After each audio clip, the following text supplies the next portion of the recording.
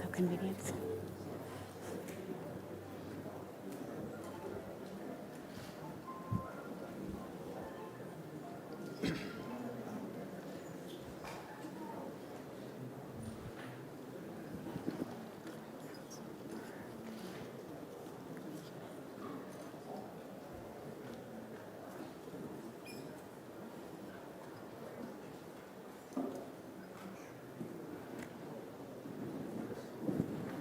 Okay, great.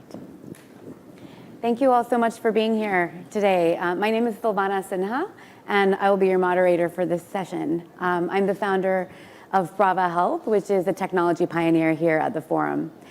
As we all know, I think healthcare is top of mind for many of us in recent years as the greatest global health crisis of our lifetimes affected all of our lives very directly.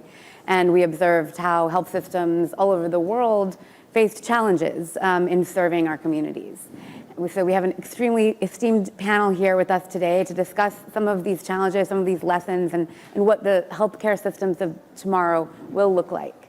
I will like to announce, if you'll be posting on social media, please remember to use the hashtag AMNC23. Would also, just before I introduce the panel, like to announce that this week, at the annual meeting of the New Champions, the World Economic Forum is publishing the Global Health and Healthcare Strategic Outlook China edition.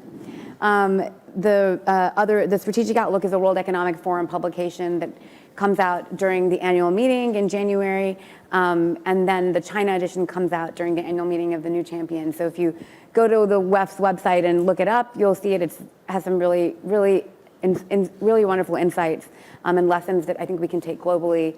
For myself, sitting in Bangladesh, looking at the way China has addressed the challenges of health equity and access are very inspiring.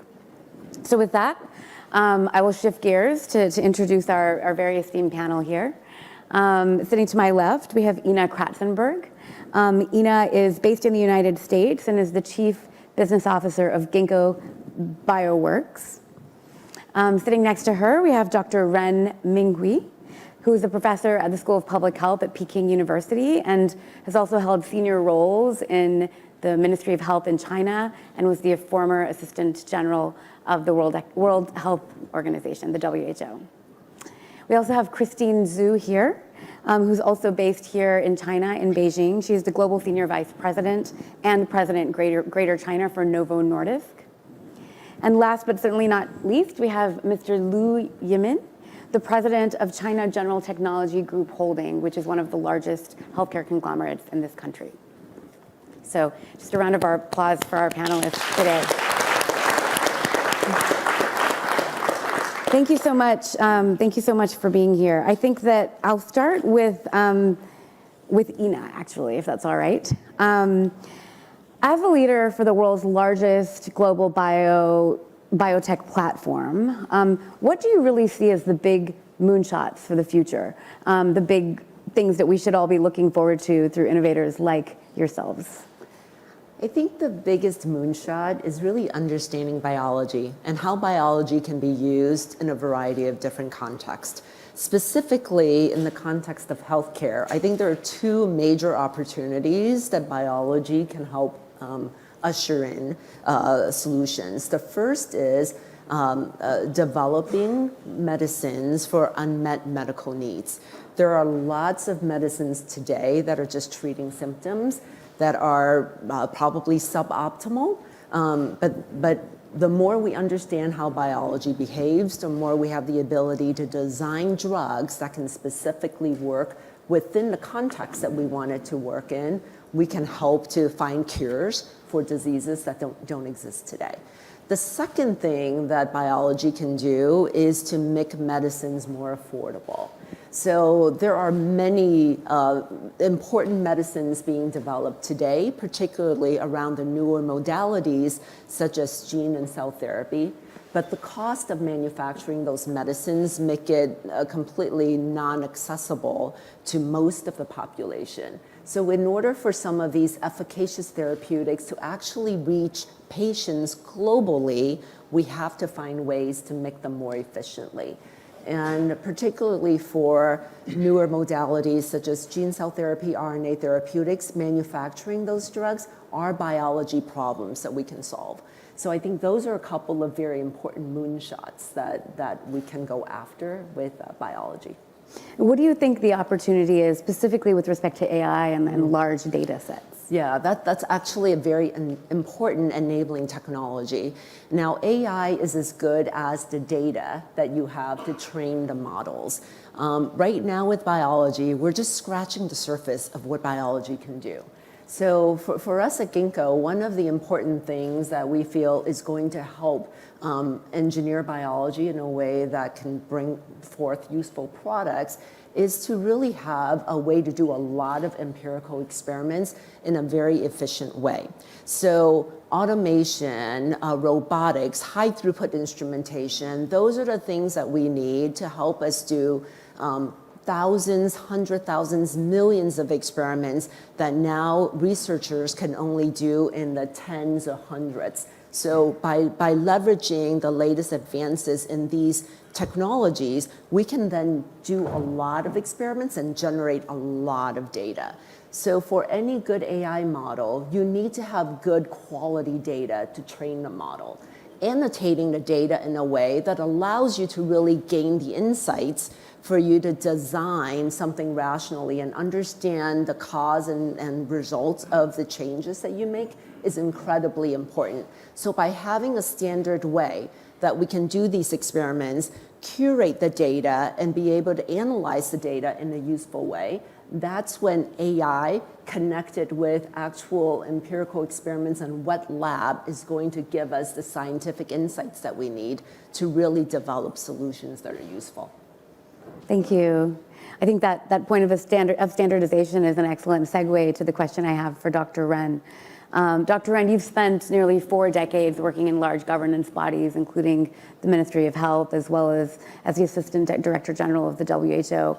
What do you see as the role of government? Governmental bodies are not accustomed to taking risks, but we do need their leadership to set standards, as Ina mentioned. How do you see policymakers, both regionally and globally, can promote innovation meaningfully? Thank you very much for the questions. I want to echo what you said. Probably the government is not so well known in taking the risk because they have to take the balanced approach to the innovation, to look at how exactly the quality and safety the innovation might bring to the human beings, and then to make sure that the risk can be mitigated and managed well before the government promote and recommend the innovation for wide use. But that doesn't mean government don't have a role. As you said, the government can play a very important role to promote and incentive innovation. Actually, 3 points I think government can do in the regional and global level. First, I think they can encourage the sharing the information, the technology expertise across the board with country, with different entities, because this is very important, can reduce unnecessary overlapping and can speed up and maybe can lead new ideas and new innovation, especially in health and medicine development. The second piece I think government also can do, which about the health financing the issues. For instance, it can pool the resources across the countries to have a public and private partnership, even with multi-sectors stakeholders, especially on innovation in health. And they also can direct support with financial resources to some very important issues, like we see in the past 3 years, a lot of investment from government on the innovation for COVID, which can be good legacy for the future for other public health interests. And the third issue is maybe if government can do more in terms of taxation policy, can different the tax for the innovation to give more incentive for the company who really invest a lot in research and development on health innovation. And also, I think that a government can can support a lot of other issues. For instance, can invest in health delivery system. You know, when we have innovation, it's big, will be potential big changes for the health delivery system. You need well-trained workers. You should know how to use innovation. You need good facilities, right? And you need good infrastructures. That's really need the government invest, even policy to make sure this innovation can be regulated to use and to reduce the time between the innovation to the stage of scaling up and acceleration innovation. So to that point, I think government can do a lot, actually. And for the time being, there are a lot of platforms in regional and global levels about health innovation. For instance, we have SAPI, which is probably well known for the vaccine innovation. I think government and other stakeholders can invest in this platform. And also we have UNITED, which is set about more than 15 years ago, and now headquartered in Geneva, with clearly mission to promote innovation for the products in HIV, TB, and the malaria, and viral hepatitis, sexual transmitted infectious disease, all these areas. I think we should encourage all stakeholders to support this platform, which exists. Of course, it will be very encouraging if government and other stakeholders can create a new initiative and a platform to give the very clear boosting in these very important areas to give the incentive of health innovation. If I could just have a quick follow-up on that, can you share some examples of innovation that was forced during the pandemic, for example, that you think we can build on for the future? Yeah, of course, probably one of the examples we can learn from the COVID response is a platform which is created by WHO to boost the collaboration of vaccine across the countries. At that time, we don't have vaccine, and then WHO set a very clear global platforms and the information sharing for all the producers and researchers. I think it's very useful, and WHO used their unique policy, that's pre-qualification, to give very clear certification, global recognized certification, if any products of vaccine can be safely used and with clear, with a lot of evidence about safety and efficacy, WHO can recommend for wide use and purchase by Gavi and other partners, which is probably one example we can think about further in the future about other issues, other diseases. Thank you. I think we could have a whole other panel discussion on that, but we'll move on. Christine, Novo has a global reputation as a leader in advancing science and technology. But of course, these types of investments take time. Innovation requires investment. How do you balance between funding long-term innovation and increasing affordability and access in the near and medium terms? Yeah. Thank you for your question. I would say it is indeed not an easy task. However, I believe it could be possible when we work together and to make it happen. And specifically, I would say these three areas are really important.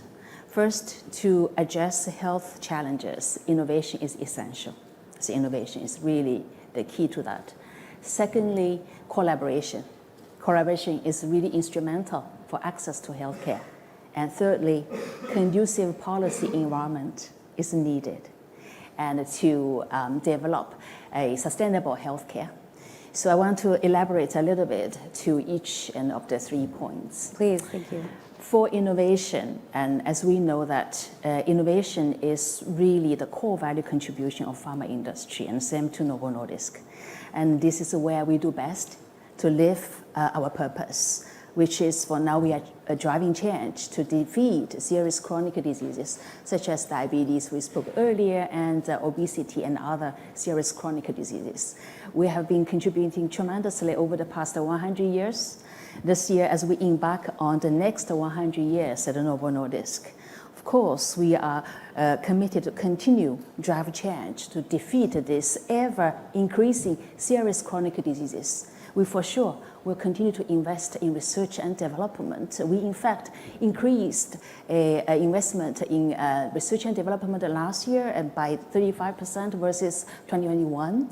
We are also applying new technologies such as artificial intelligence to speed up the innovation processes. We are also fostering a partnership to make sure tap into external innovation capability. However, I have to emphasize that the innovation from pharma industry alone is not enough to address ever-increasing healthcare challenges. We see that collaboration and partnership among key stakeholders such as government authorities, societies, academia, industry peers as instrumental for us to work together to create an ecosystem really to drive change and also to increase access to the patients in needs. And we have a great example talking about public-private partnership, Mr. Ren mentioned earlier. There's a program called Cities Changing Diabetes, which is a global public-private partnership program aimed at addressing systemic issues underlining the rise of obesity and type 2 diabetes in city populations to address the health inequity. So that's the perfect example on collaboration. But that being said, to develop sustainable healthcare, we need to have conducive policy environment to encourage innovation, faster and a wider access. What is very encouraging is we look at China, and we are very glad to see Chinese regulators actually continuously encouraging innovation acceleration, including encouraging global simultaneous new drug development.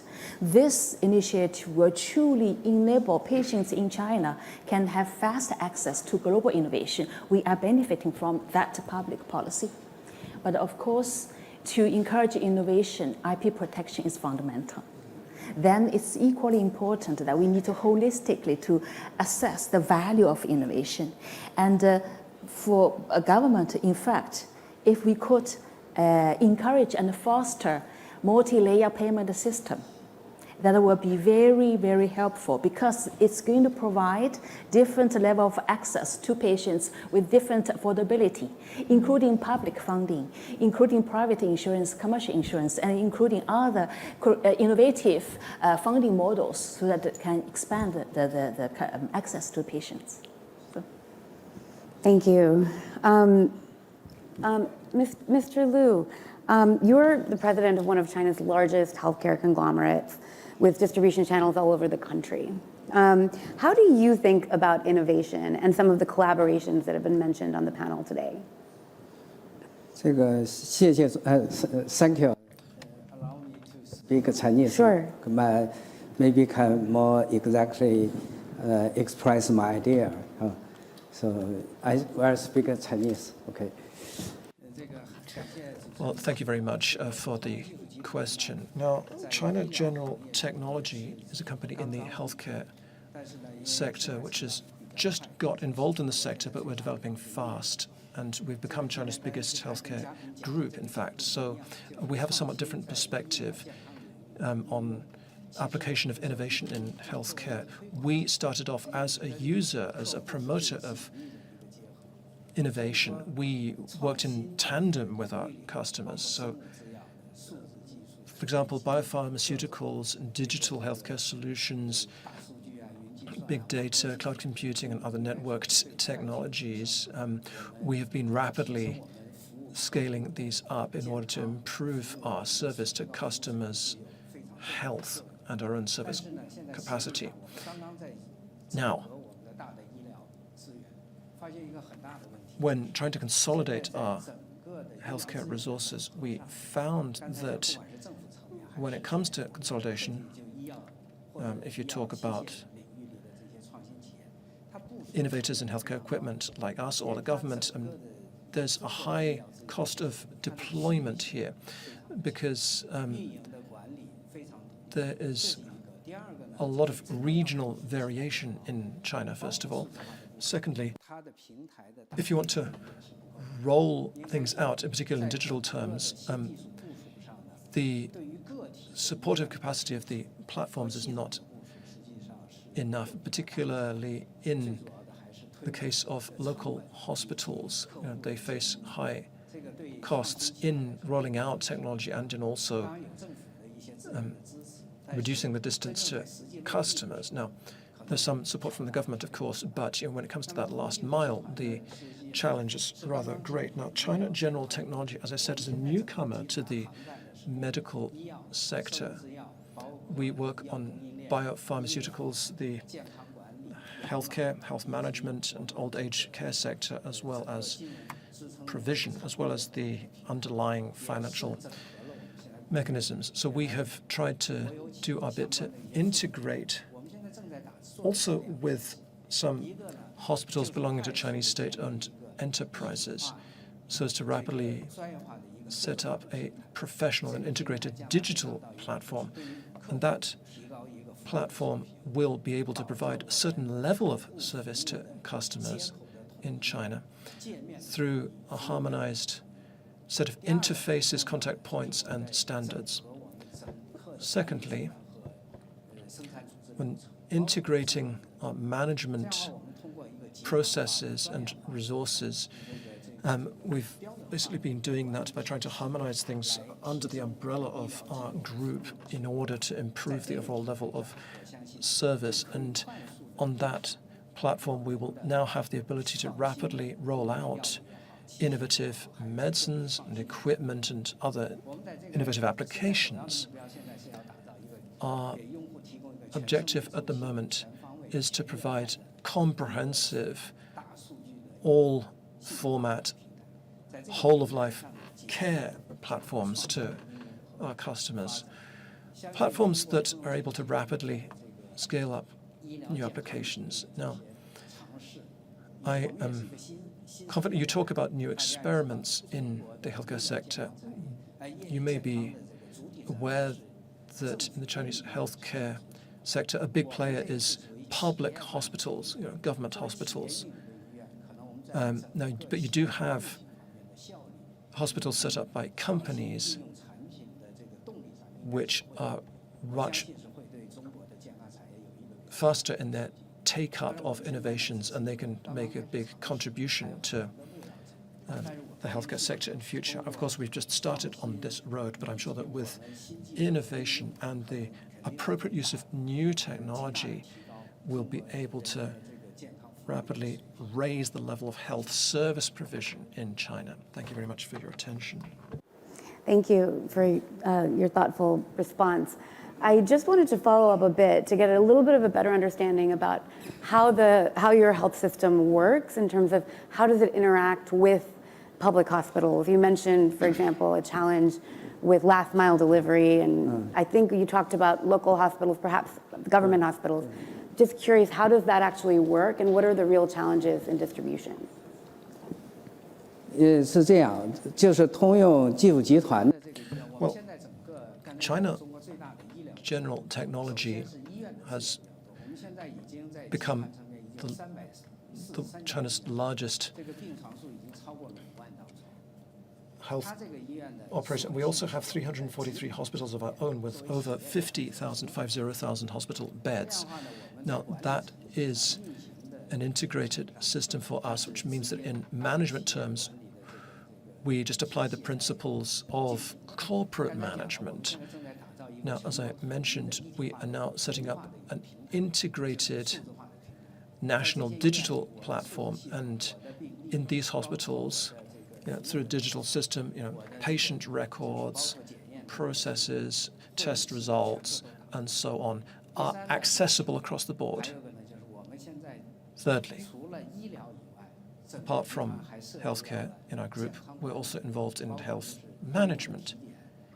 For example, health checks and other health services, and we have a lot of involvement with old age care as well. So we're centered on our healthcare resources, but we provide a broader service for the whole of life to the Chinese customer. Now, I talked about it being across-the-board service as well. We provide health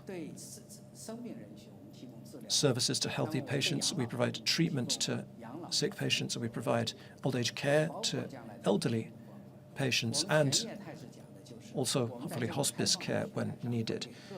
And so across that open platform, we're going to provide companies in health product provision, including health equipment and service provision, for them to get involved in providing services to our customers. And that is becoming a full-service platform. Now, our hospitals cover 27 provinces and municipalities in China.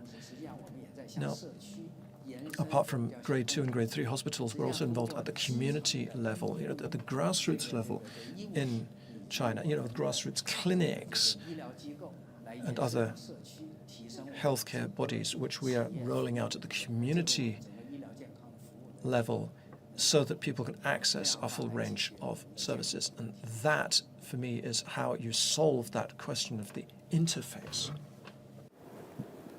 Thank you. Maybe I'll just shift gears a bit back to the opportunity that we have with AI. And I'll direct this question to Ina and Christine. Either or both of you can respond. What happens if AI invents a new drug? What's the role of responsible AI for the industry? I'll start. Yeah, I think there's some really exciting, interesting AI models out there. And while I think it is very possible for these models to design a protein that may serve a certain function and have the characteristics that you want to be a good drug, the fact of understanding why that protein works still doesn't exist. So these AI models, I think, are one of many different tools we need in our toolbox in order for us to really understand how and why a drug works, and we can use that scientific insight and understanding to develop other drugs. So I don't think AI will replace fundamental research. It is a part of the solution set that we have. It is a tool. And the more we understand the scientific insights, the better we can train these models. And it's just an ongoing loop from there. Christine? I think AI, this is a very exciting topic, and also it's a very important question. And I follow different topics about AI, and there's a lot of debate as well. So from my perspective, I see this, and to your questions, from three different aspects. First, it's very exciting because AI technology is indeed bringing a lot of positive impact to healthcare development and to many other industry development.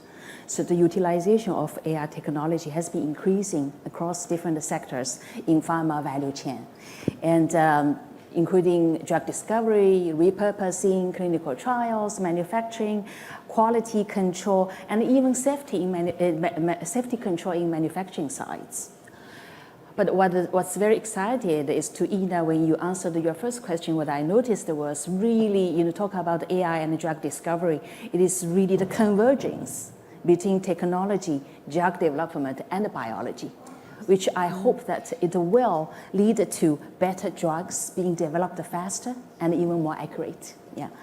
And so we at Novo Nordisk, actually, we are actively exploring various AI tools and to accelerate drug discovery processes by both internal development and external partnership. We actually are partnering with in silico medicine for novel target identification. Yeah. And AI technology actually in healthcare can also support the patients and to better manage their chronic diseases. We launched an AI chatbot called 小诺老师 a few years back, really providing disease education and support to patients. Up to now, I think 小诺老师 answered more than 300,000 questions, professional questions about diabetes and diet, so on and so forth. But the second aspect I want to emphasize is that if unregulated, AI can have negative impact. So this is my personal perspective, not some official. In my view, the biggest difference between AIs and the human minds is that they all know how to do things, but only human minds know why to do things. Therefore, it is difficult for AI to replace the human minds in certain fields. And if AI is not regulated, it could potentially, it could potentially cross the red lines and it could have negative impact. If you look, there are hypothetical examples in healthcare field. If verified medical information generated by AI could mislead the public, Absolutely, yes. So all those things, right? And so it brings to my third point is that we do need to make sure, create a guardrail for AI development and also AI application. And this is really important. So when we look at this, you can look at for AI companies, please make sure correct data and positive contents are applied to AI development and training. For regulators and associations, please make sure provide guidance and to regulate that. I know that Chinese actually regulators have required filing of AI algorithm. Some countries also have clear requirement for clear disclaimer of the contents generated by AI. For pharma companies, we need to make sure that self-regulation behavior to embed ethical guardrails in AI utilization and needs to be promoted. So when we do this well, and I think AI is going to help us and to advance the healthcare system. So I do want to open it up for questions, but I'd like to ask one last question, and if each of you could answer, it would be great. How far are we from this AI moonshot being able to have an actual impact on last mile health? Or do you think it's already happened? Ina, do you want to go first? I think it's starting. I think it's starting. I think what AI allows us to do is to have more ability to see what's happening in a more democratized way. So I think having the ability to access the data and see how it impacts different aspects of the delivery of the medicines, I think it's going to help address and flag problems that needs to be solved. But I think there's still a lot more that we need to do. Dr. Ren? Yes, I think to me it's already happening. It's not just a potential, it's already happening. As we understand, in China, we used AI to accelerate diagnosis in COVID response, which is very cost effective. And clearly the technologies can be used very widely for other lung cancer and lung diseases. So to me, it's already there. And of course, the question is how is that better used and regulate to balance kind of risk and benefit for this technology. And also I like to echo what is being said from Christina. AI is not just technology can be used to have new innovation products, it can be used for the service delivery. For instance, we have so many aging populations. Now we have to move our health systems, which hospital nurses just working in hospital rather than just go to the home-based services model. And AI can help a lot for these new changes and new trends. So I think it's happening. To me, it's good. Of course, we need regulation to make sure how we can benefit, maximize our benefit, and to mitigate the potential risks to the human beings. Thank you. Yes, AI is happening, and we are actively using. And we need to work together to make sure the benefits are maximized, and also make sure working together have constant dialogue to ensure we find solutions that mitigate the potential risks. The risks never happen, so that would be great.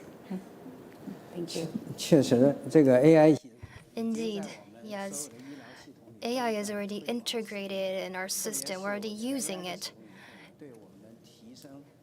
I believe that with AI, we are also making the health system more equal, fairer. So we're also using an AI. We're using AI to do diagnosis. So then we can also help local hospitals to improve their diagnostic capacity. And for this, we're already heavily using AI. Also, I talked about integration and digital platform. And with this, everybody can have their digital twin. And with the digital twin, we're able to offer all types of companies, innovation company, pharma companies, help them have more insights so then they can better serve our people. So overall, we're very optimistic to the usage of AI in the healthcare system. This is what we believe in. Thank you. Thank you. I think we do have a very optimistic outlook in this group, which is wonderful. Would love to open it up for questions. Sangu? Hello, I'm Sangu Delia, YGL from Ghana. Thank you. This has been an amazing panel. One of the big, I've loved the conversations on AI and the possibilities from AI, but as we know, with all the technology in the world, health systems are useless without health workers. We currently have a global shortage of about 4.2 million health workers, which the WHO estimates will reach 15 million by 2030. That's just around the corner. In addition to that, we have a situation where globally, with the exception of certain parts of Asia and mostly sub-Saharan Africa, birth rates are below replacement level, right? 1.7 in the US, 1.4 in Europe, 1.1 in China, and I mean, Japan has a serious crisis, right? And so if I think about those projections, and then if you look at Africa's population is going from 1.4 billion to 2.5 billion over the next 2.5 decades, and currently only has 3% of global healthcare workers. The old way of doing things, the way we've traditionally trained medical personnel, cannot work. Like even if you gave us $100 trillion today, we're several decades late. So given all of this, where do we go in terms of how do we have the technology and the prospects of AI to build the healthcare systems of tomorrow, but we clearly do not have the people. What do we need to do to make sure that we can fix this chronic shortage of medical personnel, which is affecting all of us, but which disproportionately affects the continent of Africa, which currently only has 3% of global healthcare workers? Thank you. Please, Dr. Ren, go Yes, ahead. I think it's absolutely good questions, and but I think AI can be very helpful in terms of providing new training models for the potential health workers, including nurses and doctors, and which is probably one of the issues to address your concern.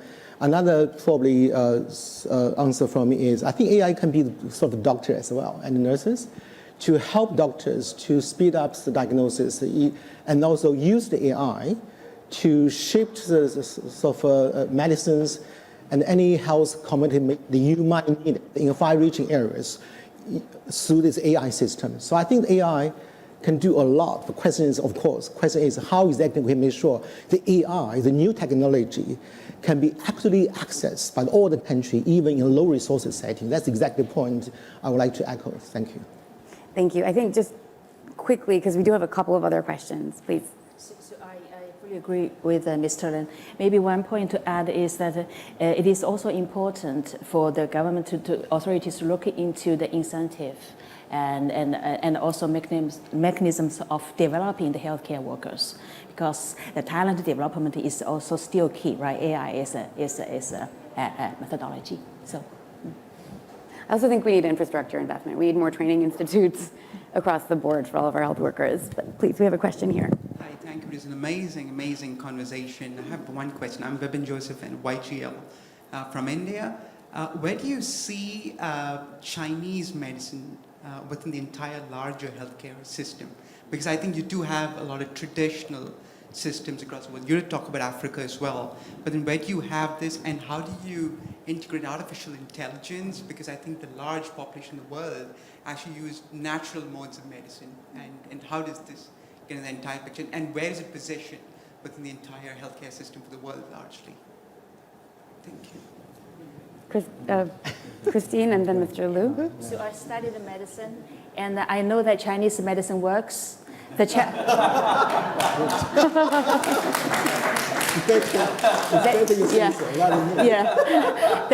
challenge is, I'm going to say the challenge. The challenge is it's really hard to standardize that. That is why it is the bottleneck to scale it up.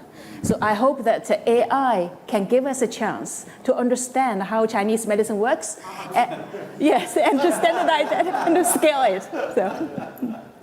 Mr. Liu, 我 please. 非常同意啊，这个确实 Yes, I totally agree with what's being said. Chinese medicine, yes, the first problem is standardization. The second problem is training or capacity. If we use the equipment to diagnose, actually we can solve the problem of trainings and standardization. I believe with new technologies, we will be able to scale the usage of Chinese medicine. We all have something to say about traditional Chinese medicine. I also believe traditional Chinese medicine works as well.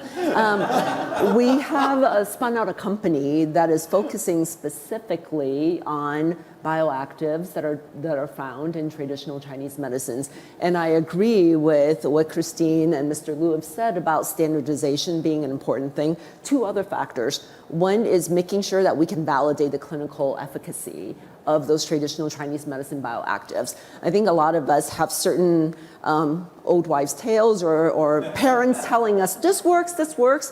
I also have done a lot of boiling of stuff at home. But I think understanding, what is the clinical efficacy and what is the right dosage? Because oftentimes you have things that vary significantly, right? So standardizing dosage, understanding efficacy, and the third is making it available, making it accessible. Some of these traditional Chinese medicines are found in roots or plants that are subject to various growing conditions that humans cannot control. So if there are some interesting and important bioactives that we can actually understand how to make biosynthetically and make it via fermentation, it gives us another opportunity to make sure that the right ingredients at the right dosage that is proven to be efficacious can be provided. Mm-hmm. So yeah, great question. Yeah, let's do that. In India as well, so we do have Ayurveda and everything there. Yeah. So how do we leverage that? I think, across the world. So I think artificial intelligence, that's the key.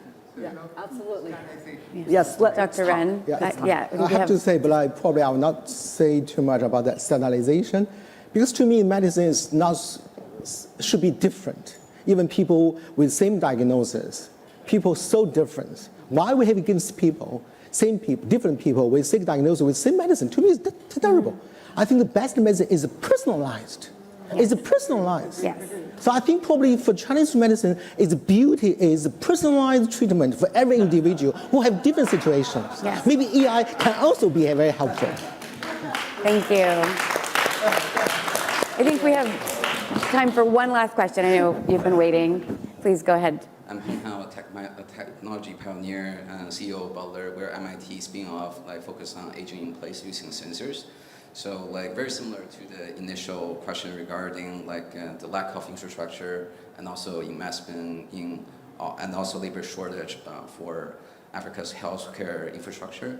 I think aging is probably even more severe because people treat disease more proactively. And then I really love Mr. Liu and also Professor Ren's comment regarding using community center, healthcare centers, as well as using AI, and maybe for everyone using Chinese medicine too, in terms of combating this lack of infrastructure. Because we don't really think about getting old a lot of the time, because that's why we have pension funds, that's why we have insurance for a 401k. And what do you guys think about how do we combat this kind of thinking, or how do you think about the last mile aging in place? Because it's not economic to build brand new senior housing for everyone. 1 minute. Who wants to take it? Actually, we are already having a division of old age care. We're doing it in 2 parts, combined with the condition in China. Our traditional culture is for seniors to stay at home. And we have a series of new technology for seniors to stay at home. And so we train medical personnel to serve old people at their home. Also, we have institutional nursing care. This is also supported by the government. So we also have a lot of institutional nursing home facilities now. And in the future, seniors are able to move into these nursing homes. So as you mentioned, I believe people is important. New technologies are also important, including sensors. We are going to use all of them in our old age care in order to better serve our people. Thank you. Thank you. I think we need to wrap up. Dr. Ren, did you want to make one last comment? Very quick, probably. Sure. I think in China we have lots of a good demonstration project about aging, and as some people said, in some cities, the health doctor nurses normally call the populations through the AI approach every day, and they use a mobile phone and whatever AI system might be available in the community, and to make sure that the population who age over 60 or 70s, first of all, they are okay, and they call them whether you need something for doctors to go to your room to provide medicine, whatever. And then, of course, they have a very clear alarming system. At 111, in every sort of apartments, you can press the alarming. If any urgency is happening, and to link the health center. I think this is absolutely one of example how exactly health systems have to move to the more people-centered and AI-powered primary healthcare system.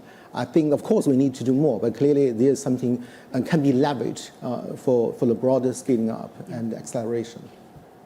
Thank you. I think we've all been so privileged to be with such an esteemed and brilliant and diverse group of perspectives today. Thank you all for your active participation.